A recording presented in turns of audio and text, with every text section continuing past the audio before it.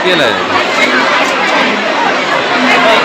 चढायला उभा राहायचं भेटेल त्याला, तिथं साईडला उभा राहायचं पुढे. ए सोने आज तू पांग कुठे राहिले?